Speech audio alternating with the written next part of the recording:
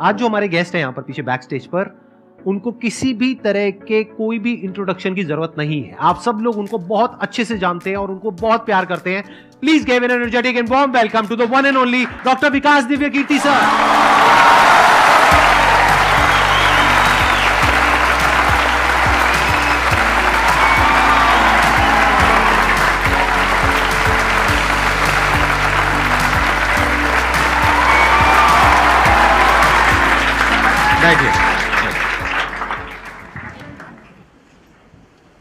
मैं सबसे पहले आपको धन्यवाद देना चाहता हूँ धन्यवाद आपका आने के लिए। Thank you so much. क्योंकि जब से मैंने सीरीज शुरू करी है तब से हमारे कमेंट सेक्शन में कोई भी एक भी ऐसा वीडियो नहीं है जहां पर आपका नाम ना लिखा हो। कई बार मुझे ऐसा लगता है देख करके कमेंट सेक्शन को कि ये मैं अपने चैनल पे आया हूँ या आपके चैनल पे हूँ। मैं सोशल मीडिया पे बहुत कम एक्टिव रहता हूँ तो मुझे आइडिया नहीं था इस बात का, पर मैं थैंकफुल हूँ कि आपने बुलाया, इस लायक समझा कि मैं यहाँ पर आऊँ। सर प्यार बहुत करते हैं बच्चे आपको, मतलब इतना प्यार है जिसकी कोई हद नहीं है। मैं ठीक कह रहा हूँ गलत कह रहा हूँ? यस और नो? सो अब आप लोग जो चाहे जैसे चाहे इनसे क्वेश्चंस पूछ सकते हैं। सर लाइफ में जब भी कोई सिचुएशन आती है कि जिसमें दो रास्ते, एक प्रैक्टिकल और एक इमोशनल, तो बैलेंस आउट कैसे करना है? इमोशनल और प्रैक्टिकल में हमेशा विरोध नहीं होता है, कभी कभी साथ भी चल सकता है। और सिर्फ इमोशनल कुछ नहीं होता, सिर्फ प्रैक्टिकल कुछ नहीं होता, प्रपोर्शन का डिफरेंस होता है। जब इमोशंस आपके दिमाग पर बहुत हावी हों तो फैसला करने से बचना चाहिए, स्पेशली बड़ा फैसला। छोटा तो ठीक है कि आपके दोस्त ने कहा कि दोस्त नहीं एक फिल्म देखेगा मेरे साथ, आप इमोशनल हो जाके देख ली फिल्म, क्या हो गया, कोई नुकसान नहीं होगा। पर कोई ये कहे कि तो मुझसे प्यार नहीं करते, शादी नहीं कर सकते मुझसे और हमने शादी कर ली, ये ठीक नहीं है।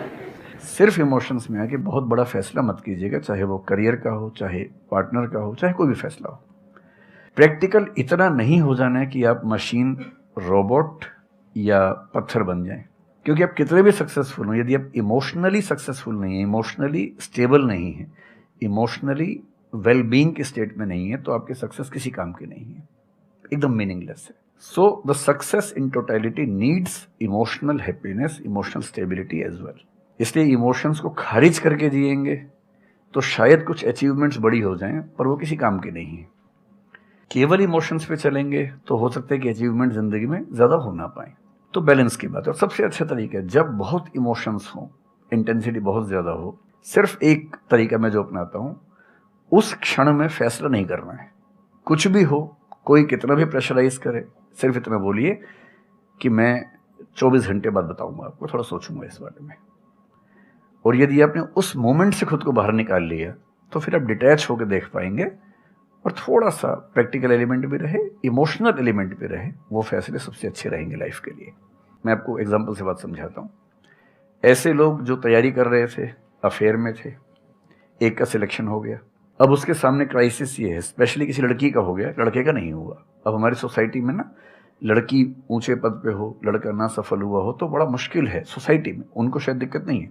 अब वो लड़की प्रैक्टिकल नहीं है कि मैं तुमसे शादी करूं, ये कह के अगर हट जाती है और शादी करती है किसी ऐसे व्यक्ति से जो बहुत सफल है। I know many such people personally, मैं नाम नहीं बोल सकता किसी का। मैंने जनरली पाया है कि वो लोग लाइफ में बहुत फ्रस्ट्रेशन में रहे बाद में, क्योंकि सफलता के नाम पर, प्रैक्टिकल होने के नाम पे ऐसे व्यक्ति को चुना जिसके साथ वो रह नहीं सकते ठीक से।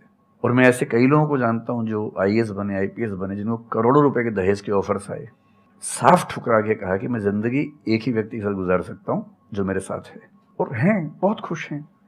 अब कोई कह सकता है उनके परिवार में कि इसने प्रैक्टिकल फैसला नहीं किया, इमोशनल फैसला किया, पर अल्टीमेटली किसी चीज की वैल्यू क्या है? आपकी लाइफ बेहतर हो। यूट्यूब पे जिसके 1 लाख भी सब्सक्राइबर्स होते हैं वो मोनेटाइज करता है, 1 लाख क्या जब मिनिमम हो सकता है, खूब पैसा कमाते हैं, ब्रांड प्रमोशन करते हैं, साबुन तेल बेचते हैं बीच बीच में। आपका चैनल तो शायद देश में सबसे बड़ा चैनल है, आप चाहें तो कितना नहीं कमा लेंगे। मुझे कुछ दिन पहले एक एजेंसी के लोग मिले जिन्होंने बताया कि इनकी जैसी ख्याति है, उस लेवल पर महीने में कोई 5-10 करोड़ भी कमाना चाहे तो कमा सकता है आराम से इस यूट्यूब चैनल से। तो मैंने पूछा कि वो कौन सी चीज़ है जो आपको इतना मजबूत बनाती है कि आप नहीं इस रास्ते पर जाते। मैं वो जानने में इंटरेस्टेड हूँ। तो 10 मिनट की बात के बाद मैं समझ में आ गया, क्योंकि अल्टीमेटली अगर मैं अपनी वैल्यू के खिलाफ चला गया तो खुश कैसे हो जाऊंगा? पैसा मुझे कैसे खुशी देगा जब मैं ही नहीं रहा, तो खुशी किस बात की? इसलिए इतना प्रैक्टिकल मत होना कि अपनी माँ के, पिता के, भाई बहन, दोस्त, जो प्रेमी प्रेमिका है, उनके इमोशंस के साथ खेलने लगो। इतना प्रैक्टिकल कभी मत होना, इतना इमोशनल मत होना कोई आपको बेवकूफ़ बना सके, बात बात पर बेवकूफ़ बनाता रहे।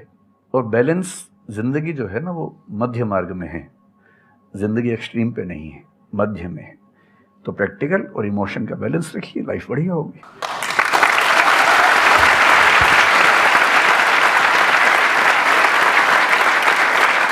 आपने सर इतने अच्छे से एक्सप्लेन किया, मेरे पास में कुछ है ही नहीं बोलने के लिए।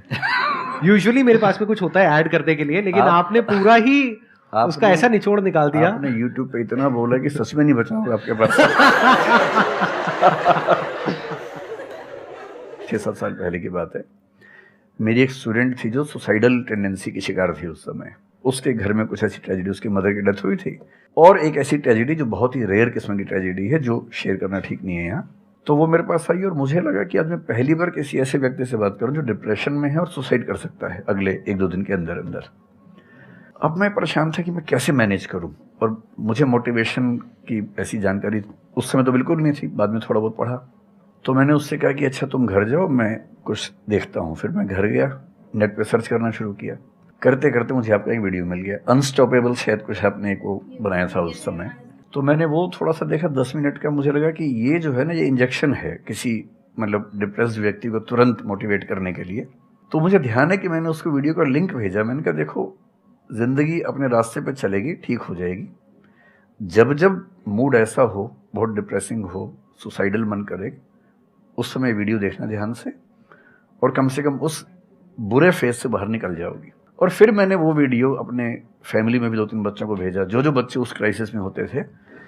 तो मैं बहुत थैंकफुल हूँ उन सब बच्चों की जान बचाने में क्या बात कर बड़ी भूमिका है। Thank you so much sir, it means a lot to me. ये तो आपने बहुत बड़ी बात कह दी सर, मेरे लिए बहुत बड़ी बात है ये। नहीं, कई बच्चों की जान बचाई होगी आपने ज़रूर। जो वो एक मोमेंट होता है, उस मोमेंट में कोई बचा ले तो लोग बच जाते हैं, वो मोमेंट क्रॉस हो जाए तो फिर चीज़ें बिगड़ जाती हैं। हेलो सर, नमस्ते। नमस्ते सर, बोथ ऑफ यू, मैं हमेशा से आप दोनों की बहुत फ़ैन रही हूँ। मुझे बस ऐसा लग रहा है कि मैं सपना देख रही हूँ, मेरे लिए रियलिटी नहीं है। मुझे बस आपसे ये जानना, मैं हर मतलब एवरी डे 8 से 10 आवर में पढ़ाई करती हूँ, बट मुझे कभी कभी बहुत डीमोटिवेशन आ जाता है कि होगा नहीं होगा, क्या होगा पता नहीं। देखिए, डीमोटिवेशन अगर आपको दिन भर में 1 घंटे आता है। नहीं सर, ऑलमोस्ट टाइम पढ़ाई करने के बाद 2-3-4 दिन के बाद ही होता है, कंटिन्यूअसली नहीं होता। अगर महीने में 4-5 बार आता है और 1-1 दिन के लिए आता है, तो इसका मतलब आप एकदम ठीक हैं। अगर कोई व्यक्ति आपको ये कहे कि मुझे डिमोटिवेशन कभी नहीं होता, तो उसको इलाज की ज़रूरत है। आपको ज़रूरत नहीं है, क्योंकि जब आप अपने से बेहतर व्यक्ति को देखेंगे, आपको थोड़ा सा इन्फीरियरिटी कॉम्प्लेक्स आएगा, डिमोटिवेशन आएगा। जब आप अपने से कमज़ोर को देखेंगे, आपको सुपीरियरिटी कॉम्प्लेक्स आएगा, थोड़ा सा मोटिवेशन ज़्यादा हो जाएगा। जिस दिन टारगेट पूरा हो जाएगा, मोटिवेशन आ जाएगा। जिस दिन टारगेट पूरा नहीं होगा, डिमोटिवेशन आएगा। जिस दिन टेस्ट में आपके मार्क्स अच्छे आएंगे, आप मोटिवेशन के साथ लौटेंगे। जिस दिन खराब आएंगे, डिमोटिवेशन होगा। लेकिन ध्यान रखिए, जिस दिन आप मोटिवेटेड हैं, उस दिन आप वजह बन गए कईयों के डिमोटिवेशन की। लगातार मोटिवेटेड होना एक मेंटल इलनेस की निशानी है, और लगातार डीमोटिवेटेड होना डिप्रेशन की निशानी है। इन दोनों से बचना है। तो डीमोटिवेशन की बहुत हाइप है, इतनी हाइप की ज़रूरत नहीं है। थोड़ा बहुत हो, एंजॉय कीजिए उसको। और जब जब लगे कि ज़िंदगी बहुत ख़राब चल रही है, तो मैं जो करता हूँ, अजीब सा लगेगा आपको, मैं कभी कभी शमशान घाट चला जाता हूँ। सच कह रहा हूँ, ये सुनी है आपने वीडियोस में भी कहा है। सच में चला जाता हूँ, या ट्रॉमा सेंटर चला जाता हूँ देखने के लिए। ट्रॉमा सेंटर में जाके 1 घंटा बैठ के आ जाइए, मोटिवेशन आ जाएगा। और शमशान घाट में जाके देख लीजिए कि हम जैसे हमसे कम उम्र के लोग वहाँ जल रहे होते हैं, तो लगता है हम जिंदा तो हैं। अगर मैं थोड़ा सा कॉग्निटिव लेवल पर बात करूँ, एक बहुत बड़ा साइकोलॉजिस्ट हुआ, उसका नाम है ब्रेंटानो, कभी सर्च कीजिएगा उसको।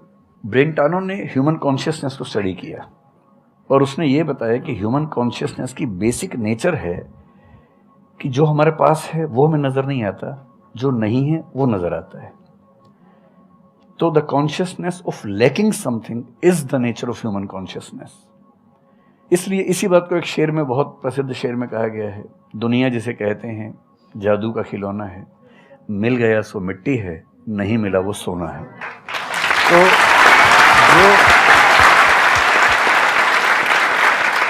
तो जो आपको नहीं मिलेगा ना, हमेशा बड़ा होकर दिखेगा, जो मिलेगा छोटा हो जाएगा।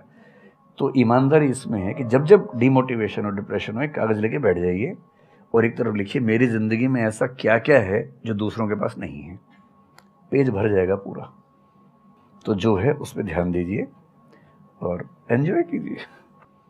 मेरा क्वेश्चन है कि आजकल बहुत लोग बोलते हैं कि एजुकेशन सिस्टम हमारा पुराना हो गया है और बहुत लोग बोलते हैं कि इसे चेंज करना चाहिए और ये सारी चीज़ें बहुत पुरानी हो रही है जो हम अभी करंटली पढ़ रहे हैं। तो इस पे आपका ओपिनियन क्या है? एजुकेशन सिस्टम में तो बहुत मेजर चेंजेस की ज़रूरत है और ये बात भारत सरकार ने एक्सेप्ट भी की है, नई पॉलिसी भी लेके आए हैं। मतलब मुझे लगता है कि कई लेवल्स पे देखना है। सबसे पहले तो ये डिफाइन करना ज़रूरी है कि एजुकेशन का पर्पज़ है क्या। क्या पर्पज़ केवल नौकरी लेना है, एक जॉब मिल जाए, वही पर्पज़ है? मैं उससे एग्री नहीं करता हूँ। मेरी राय में एजुकेशन का बेसिक पर्पज़ है कि एक होमो सेपियंस एक इंसान बन जाए, सोचना आ जाए, उसको समझना आ जाए। कोई राजनेता या धर्मगुरु उसको गधा ना बना सके, बेवकूफ़ ना बना सके। उसे इतनी समझ हो कि वो चीज़ों को फैक्चुअली, ऑब्जेक्टिवली समझ सके, तर्क कर सके, बहस कर सके और अगर तर्क और बहस में सामने के तर्क ठीक हैं तो उनको एक्सेप्ट भी कर सके, इतना विनम्र भी रहे। बेसिकली पर्सनैलिटी ग्रूमिंग का प्रोसेस एजुकेशन है, वो केवल नौकरी का मामला नहीं है। पहली गलती तब होती है जब हम उसको केवल नौकरी का मामला मान लेते हैं। मतलब नौकरी ज़रूरी है, ऐसा नहीं कि ज़रूरी नहीं है, लेकिन वो सिर्फ वो उसका पर्पज़ नहीं होना चाहिए। सेकेंडली, कई ऐसी चीज़ें जैसे अगर बहुत विस्तार में तो भी नहीं जा सकते, जैसे एक बहुत छोटी बात है सेक्स एजुकेशन हमारी सोसाइटी में। ये इतनी ज़रूरी चीज़ है। स्कूल में जो एडोलेसेंस की एज के लोग हैं, 12, 13, 14 की एज के लोग हैं, उनको वो सब चीज़ें बताएं ताकि गलत सोर्सेज से इन्फॉर्मेशन ना मिले, कोई गलती ना कर बैठें। हेल्थ एजुकेशन के रूप में हो, उनको सारी चीज़ें पता हों, ठीक हाथों से पता हो, ठीक तरीके से पता हो।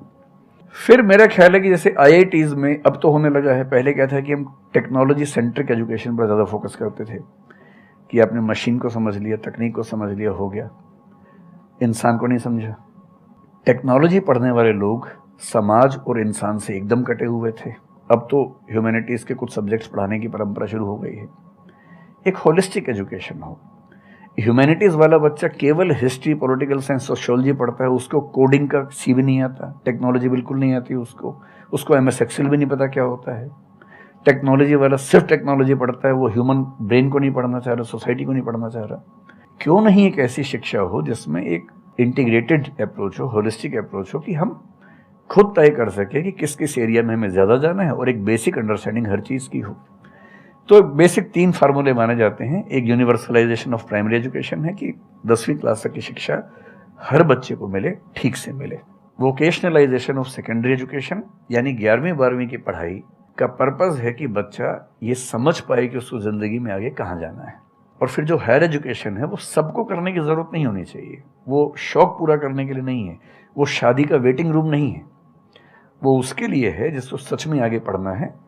वो उतना पढ़े, सब्जेक्ट चूज़ करे और फिर उसमें गहराई से रिसर्च करे ताकि डेवलपमेंट के रास्ते पर अब बढ़ें। हम एजुकेशन के मामले में बहुत बुरी स्थिति में हैं। मैं तो जिस उम्र में हूँ, मेरा अब तो पर्पज़ भी ये बन गया है कि अब मैं उसी पे कुछ काम करूँ। एक यूनिवर्सिटी शुरू करने की योजना मेरे मन में है, इनसे मैंने शेयर भी किया था। और मैं जिस तरह का विश्वविद्यालय सोचता हूँ वो नौकरी देने के पीछे पागल नहीं होगा, वो होमो सेपियंस को कायदे का इंसान बनाने की कोशिश करेगा। नौकरी तो उसका एक पार्ट है। मतलब आप जितने भी सफल लोगों को देखेंगे जनरली, जैसे मैंने इन्हीं से पूछा, ये जिस फील्ड में सफल हैं, इनका जो करियर है, अगर मैं इसको छोड़ भी दूं तो अदरवाइज भी जो इनका करियर है वो उस विषय से जुड़ा हुआ नहीं है जो इन्होंने पढ़ा है ग्रेजुएशन में। मेरा भी नहीं है, आमतौर पे किसी का भी नहीं है। 90% लोगों को मैं देखता हूँ जो सक्सेसफुल हैं, उनके ग्रेजुएशन के सब्जेक्ट में और लाइफ की फील्ड में कोई लिंक नहीं है। तो बेसिक पर्पस क्या है? वो स्मार्टनेस बाहर आ जाए, ग्रूमिंग हो जाए, इंटेलिजेंस है, इमोशनल इंटेलिजेंस है, वो सब जो टूल्स हैं वो उस बच्चे को सीखने को मिल जाए ताकि फिर वो ज़िंदगी को फेस कर सके, इनोवेट कर सके, नए रास्ते निकाल सके। 1000 रास्ते दुनिया में होते हैं। तो सच बात है कि काफ़ी चेंजेस की ज़रूरत है और आप और हम मिलकर करेंगे चेंजेस। एजुकेशन वाइज अगर देखा जाए तो मैंने बहुत ज़्यादा कुछ नहीं किया है अपनी लाइफ में, बट मेरे स्टैंड पॉइंट से अगर आप देखोगे कि एजुकेशन क्या है, तो एजुकेशन का सबसे बड़ा गोल ये है कि एक इंसान का दिमाग खुले, बजाय कि उसका दिमाग इतना नैरो डाउन हो जाए कि उसको लगे कि बस यही अगर हो गया तो सक्सेस है, ये नहीं हुआ तो फेलियर है। आप अनगिनत तरीकों से अपने गोल को, अपने पर्पस को, या जो भी आप करना चाहते हो उसको अचीव कर सकते हो। एजुकेशन का सबसे बड़ा गोल ये होना चाहिए, और वही मेरी कोशिश है अपने इन सेशंस के थ्रू करने की, कि एक इंसान का दिमाग खुल जाए, उसके दिमाग में एक पॉसिबिलिटी माइंडसेट आ जाए, ना कि एक लिमिटेड माइंडसेट हो कि बस ये हो गया तो बहुत है। अब प्रॉब्लम क्या है, ये जो लिमिटेड माइंडसेट है ये बहुत लोगों का है, करोड़ों लोगों का है, तो वहां पे कंपटीशन भी बहुत है। पॉसिबिलिटी माइंडसेट जबकि देखा जाए तो ज्यादा इंटरेस्टिंग है, लेकिन बहुत कम लोगों का है और वहां पे कंपटीशन कम है। और पॉसिबिलिटी माइंडसेट क्या होता है कि कोई भी काम अगर मैं कर रहा हूं, अगर वो नहीं हुआ तो इसका मतलब ये नहीं है कि मैं फेल हो गया, इसका मतलब ये है कि मैं क्रैक नहीं कर पाया। There has to be a way. ये एजुकेशन काम अगर कर दे तो रियल एजुकेशन हो गई हमारी। मतलब एक इंसान को, हाँ सॉरी, थॉमस एडिसन बल्ब के आविष्कार में लगा हुआ था, हाँ जी, 1000 बार फेल हुआ। तो किसी ने उससे पूछा कि यार तुम बार बार करते होता तो है नहीं तुमसे, क्यों कर रहे हो? तो उसने पता है क्या कहा, हर फेलियर के बाद मैं ये जानता हूं कि बल्ब इस तरीके से भी नहीं बन सकता, और अब मैं 1000 तरीके जानता हूं कि इन तरीकों से नहीं बनेगा, और उसके बाद वो तरीका ईजाद हुआ जिससे बना। एजुकेशन से एक इंसान का दिमाग इतना खुल जाए कि सबसे पहली चीज तो उसको ये समझ आए कि मैं कुछ भी नहीं जानता हूं। हाँ, एकदम ठीक बात है। एजुकेशन मस्ट बी सच कि वो लाइफ लॉन्ग आपका एक क्वेश्चनिंग माइंड बना ही रहे, कि आप कहीं भी हो, कुछ भी कर रहे हो, आपके दिमाग में क्वेश्चंस चले, questions related to the problems. जो भी आप काम कर रहे हो वो क्या है, अल्टीमेटली प्रॉब्लम सॉल्विंग है, तभी उस काम में वैल्यू है। अगर किसी की कोई प्रॉब्लम ही नहीं सॉल्व कर रहे हो तो उसमें वैल्यू कहां ऐड हो रही है, और वैल्यू नहीं ऐड होगी तो आपको पैसा कैसे मिलेगा, फिर चाहे जॉब हो चाहे बिजनेस हो। सो द आइडिया इज कि आपका दिमाग ये चलना चाहिए, अच्छा ये प्रॉब्लम है ना, पहले तो मुझे नहीं पता है कि इसको सॉल्व कैसे करना है, क्योंकि अगर आपको पहले से ही पता है तो आपको वही पता है जिस तरह से वो प्रॉब्लम सॉल्व होती आई है। That may not be relevant in today's context, but still आप उसको उसी तरह से सॉल्व करोगे जिस तरह से सब कर रहे हैं। वहां पर कंपटीशन है, फिर आप कहोगे कि कुछ हो नहीं रहा है। सो द आइडिया इज कि पहले तो ये प्रॉब्लम है जो मुझे अच्छे से समझ आई, मैंने इस पे फोकस किया, अब इसको सॉल्व करने के इन्फिनिट तरीके हैं, एक रास्ता नहीं है, बहुत सारे रास्ते हैं, मुझे पता नहीं है। This is the goal of education, कि मुझे नहीं पता है लेकिन पता किया जा सकता है। This is another goal of education. उसमें से कुछ तरीके काम करते हैं, कुछ नहीं करते हैं, यह भी हमको क्लियरली पता होना चाहिए। मतलब your personality must be dynamic, it must not be static. जैसे मैंने देखा है बहुत लोगों को जो मुझे मिलते हैं, कुछ लोग हैं उसमें से जो, जैसे मैं सर से मिला अभी ऑफ कैमरा, हम लोग बैठे हुए थे, डिस्कशन कर रहे थे, तो it was a great experience sir, आपके साथ में बैठ करके जिस तरह से, जिस ठहराव से सर बात कर रहे थे, जिस तरह से चीज़ों को सुन रहे थे, समझ रहे थे, और मैं क्वेश्चंस पूछ रहा था, ये मेरे से क्वेश्चंस पूछ रहे थे, तो there was a conversation which was going on. On the other hand there are some people जिनसे मैं कभी कहीं मिला तो उनकी अप्रोच क्या है कि मुझे सब पता है, वो गड़बड़ हो जाती है। शिक्षा की दुनिया में बहुत प्रसिद्ध कहावत है, भारतीय अगर परंपरा में देखें तो विद्या ददाति विनयम एक बहुत प्रसिद्ध कथन है। अगर कोई पढ़ा लिखा आदमी अपने ज्ञान की वजह से अहंकार करे तो मान लीजिए कि वो पढ़ा लिखा नहीं है, पढ़ाई उसके दिमाग पर हावी हो गई है, अभी उसको अंदाज़ा नहीं है कि कुल संसार के ज्ञान में उसकी हिस्सेदारी डेसिमल में भी नहीं है। और जिसको ये पता है कि मेरा ज्ञान बहुत कम है, वो विनम्र ही रहेगा। और इसलिए जो बड़े प्रोफेसर्स हैं, अगर आप कभी सुनेंगे, मैं जानता हूँ, मैं यूनिवर्सिटी में जब पढ़ता था, सबसे बड़े प्रोफेसर क्या बोलते थे कि मैं इस विषय का विद्यार्थी हूँ, कभी नहीं बोलते थे कि मैं प्रोफेसर हूँ। इतना साहस किसी में कैसे कि मैं प्रोफेसर हूँ? अरे आप जिंदगी भर स्टूडेंट बने रहेंगे तो ही काफ़ी है, उससे बड़ी बात तो सोचनी भी नहीं चाहिए। बहुत बड़ी बात है।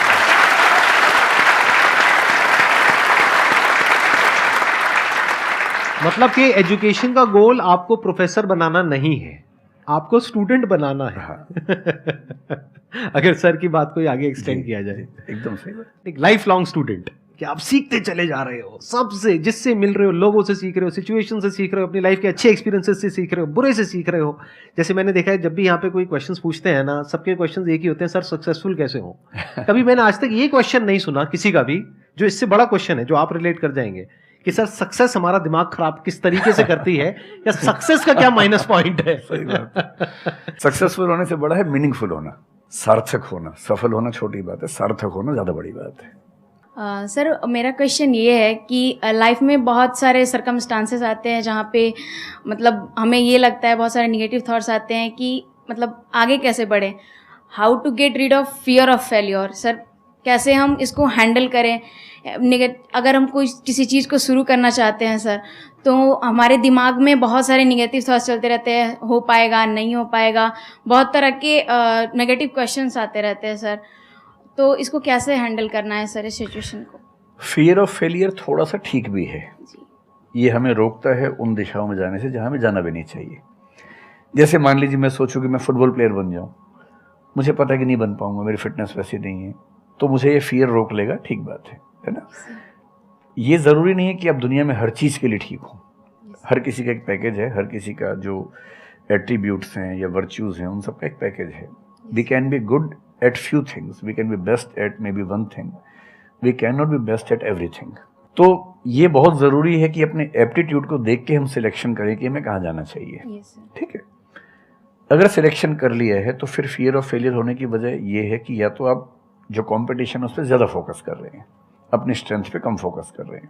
मेरे ख्याल से स्ट्रेंथ पे फोकस करना, कुछ अच्छे लोगों की कंपनी में रहना जो थोड़ा सा मोटिवेट करते हों, अच्छे दोस्त हों, लगातार मनहूस टाइप की बात ना करते हों, ऐसे लोगों के साथ रहना, कुछ रिक्रिएशनल एक्टिविटीज़ उससे बाहर निकल के थोड़ा खेलना कूदना, मतलब फिजिकली फिट रहना, वो सब रहेगा तो हार्मोन्स जो हमारे दिमाग में आते हैं उससे, फिजिकल एक्टिविटी से, जो एंडोर्फिन्स वगैरह हैं, हैप्पी हार्मोन्स हैं, डोपामाइन वगैरह है, वो रिलीज होते रहें तो हम वैसे भी बहुत फियर से बचे रहते हैं। और अंत में मेरा तरीका ये है कि अगर मैं कुछ नहीं करूँगा तो फेल होना तय है, करूँगा तो चांस है कि फेल होऊंगा या पास हो जाऊँगा, तो नहीं करने में तो तय है कि फेल हो गया, तो क्यों ना एक बार चांस ले लेते हैं। और एक जगह फेल होऊंगा तो तय मान के चलिए कि दूसरी जगह मेरे फेल होने के चांस कम होगा, क्योंकि मुझे एक एक्सपीरियंस है प्रयास करने का और फेल होने का, और वो एक्सपीरियंस किसी ना किसी क्वांटिटी में हर फील्ड में काम आता है, मैच्योरिटी आपके अंदर आती है। और मैं एक शेर अक्सर यूज़ करता हूँ, बहुत बहुत प्रिय शेर मुझे है, और मुझे सच में लगता है कि ज़िंदगी को जीना बहुत आसान काम है, मुश्किल काम नहीं है। असली बात है कि आप प्रयोग करें, कोशिश करें, और हार जाएं तो दूसरी कोशिश करें। और मैं इसीलिए एक लाइन हमेशा बोलता हूँ, क्यों डरे, ज़िंदगी में क्या होगा, कुछ ना होगा तो तजुर्बा होगा।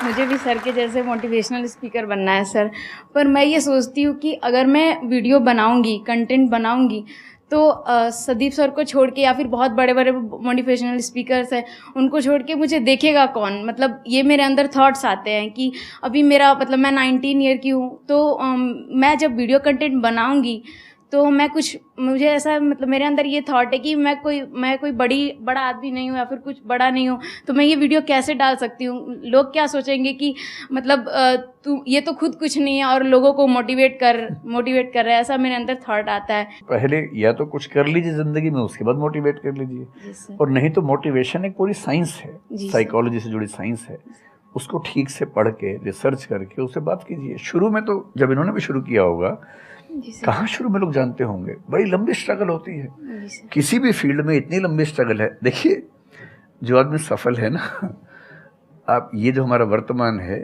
ये ऐसे ही नहीं बन गया है। हर सफल आदमी का एक बहुत लंबा अतीत होता है जिस पर नज़र किसी की नहीं होती है। और बशीर बद्र ने एक बड़ी गहरी बात कही थी, ये फूल मुझे कोई विरासत में मिले हैं, तुमने मेरा कांटों भरा बिस्तर नहीं देखा।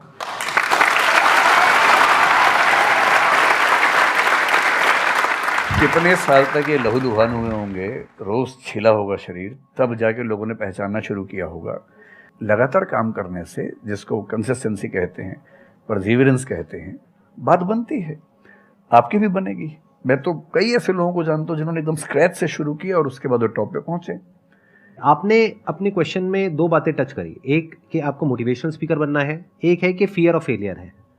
एक तो ये फियर ऑफ फेलियर को हटाइए, अगर आपको मोटिवेशनल स्पीकर बनना है तो अपने माइंडसेट को रखिए एक्सपेरिमेंटल माइंडसेट। आप ये समझिए life is like an experiment. एक साइंटिस्ट का माइंड कैसा होता है, वो ये थोड़ी ना सोचता है कि मैंने ये एक्सपेरिमेंट किया, ये फेल हो गया तो क्या होगा। उसको पता है failure is the part of success. जब तक 20-30 बार, 50 बार, 100 बार कोई एक्सपेरिमेंट फेल नहीं हुआ, इसका मतलब वो कुछ नया ट्राई नहीं कर रहा, इसका मतलब वो तो रिपीट कर रहा है। जैसे स्कूल में बच्चे करते हैं लेबोरेटरी में कि बुक में देखा बस उसको कॉपी किया, तो दोनों में फर्क हो गया ना। एक है कुछ नया डिस्कवर करना, कुछ नया क्रिएट करना, एक है जो क्रिएट हो चुका है उसको रिपीट करना। तो you are talking about becoming a motivational speaker. तो अगर आप मेरे जैसे बनेंगे तो कोई क्यों देखेगा आपको? आपको तो अपने जैसा बनना पड़ेगा ना। तो अब उसमें क्या करना पड़ेगा? अब आपको क्या पता कि आपके अंदर ऐसा क्या है जिसको लोग देखना चाहें? उसके लिए तो एक्सपेरिमेंट करना पड़ेगा, ट्राई करना पड़ेगा। एक तरह से आप वीडियो बना के डालोगे, कोई नहीं देखेगा। दूसरी तरह से बना के डालोगे, कोई नहीं देखेगा। फिर तीसरी तरह से, फिर चौथी तरह से। हो सकता है 6 महीने बाद, 1 साल बाद, 2 साल बाद जा करके कहीं थोड़ा सा कुछ ऐसा क्लिक हो जाए जो हो सकता है आपको लग रहा था कि शायद ये नहीं होगा और वो क्लिक हो जाए। बट ये सब होता उसी के साथ में जो कुछ कर रहा होता है, जो कुछ ट्राई करता है। जैसे ट्राई करोगे तो हो सकता है हो जाए, नहीं करोगे तो पक्का है नहीं होगा, जैसा भी सर ने थोड़ी देर पहले कहा था।